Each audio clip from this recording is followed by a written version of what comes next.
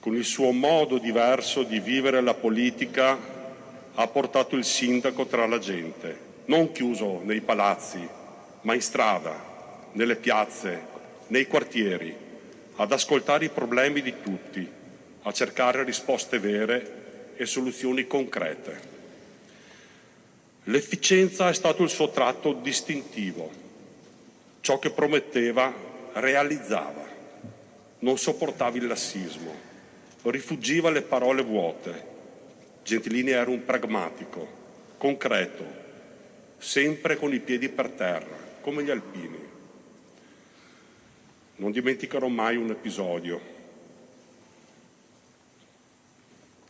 Era il 1996, forse il 97, quando, da presidente di circoscrizione, gli segnalai il degrado dei marciapiedi di via San Zeno, in periferia.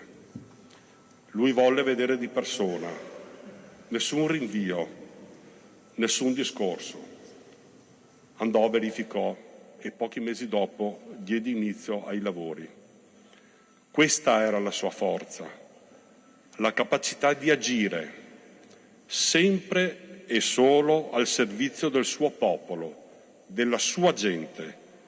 Gentilini è stato così fino all'ultimo giorno.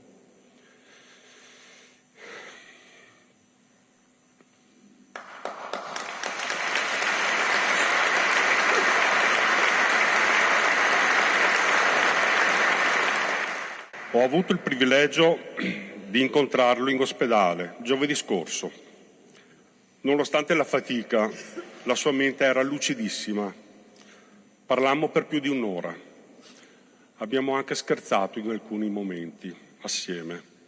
E prima di congedarmi, con la sua solita determinazione, mi disse: Beppi, vai in comune dagli uscieri e fatti dare il pacco di carte che dovevo ritirare io. Vi sono delle mie segnalazioni che devono arrivare a tutti voi, al sindaco, e lo farò. Ci sono problemi da risolvere. Anche lì, su quel letto di ospedale, pensavo alla sua città, ai suoi cittadini e al suo popolo. Per noi Gentilini sarà sempre una guida, un esempio da onorare e da seguire. E chiudo con una citazione che a lui era cara.